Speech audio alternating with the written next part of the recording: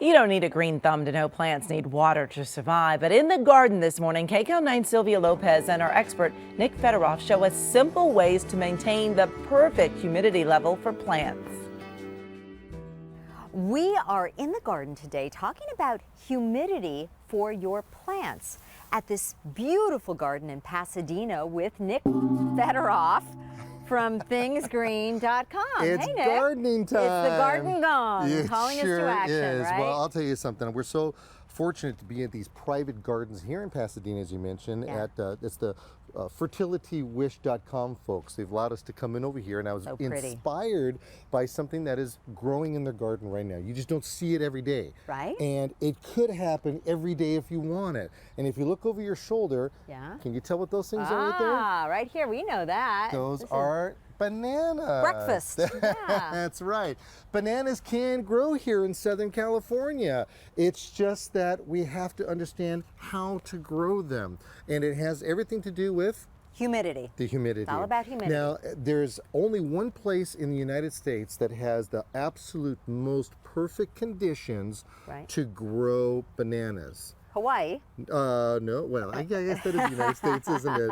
But a little bit closer here. Yeah, here in Southern California in particular, it's in La Conchita. Oh. And that's right near Santa Barbara. North of there, south of there. And what it is that there's this little pocket right there where there used to be a banana farm. I didn't know that. Yeah, and it had 50, 60 different types of varieties over it. And what happened is that the guy lost his lease, so he decided not to. Too bad. And it's a perfect pocket for the plants. Okay. Because it has all the humidity that it needs. Now, as you can tell, these bananas have really large leaves. Yeah. And what they're designed to do is to slurp up that humidity. And the reason why these are growing so well and will continue to grow, look what's back here. Ah, that's a fountain back there. It's a secret fountain. It's a secret fountain. It's a banana. It's a nanner fountain. That's what it is. And so what does that do, Nick? Well, as the sunlight hits it, there's humidity that's released. Okay. And these big old leaves are just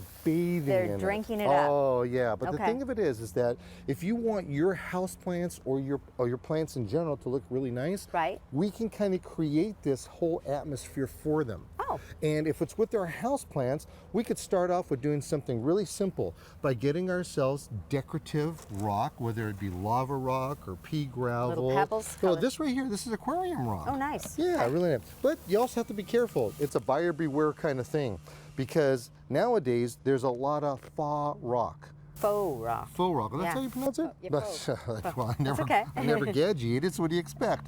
Okay, so this is fake rock. How about if we call it that? It's fake. Yeah. Okay, this right here has its purpose in the landscape. This is made out of paint. Oh, this isn't This real. is dried paint. No, see how light it is? It's very light. It feels light and flaky. Yeah. Now, this right here is also fake rock. Oh. It's made out of plastic. Seriously? Yeah. And so you have to be careful what you're buying as well. So you want to get the real rock. So why don't you take the aquarium rock and throw that right in there. Okay. And of course, you want to try to fill it up as much as possible. If you don't have all of the rock there, it's not the end of the world. But what we're going to take is we're going to just do like this. Now, here's the trick to this whole thing. Water is important. So what we need to do is we have to water our rock. Watering the rock. And we want to get the water close to the top. You don't have to go all the way. Okay. But just about cover the rocks there. Okay. Then what we do is we get ourselves a plant.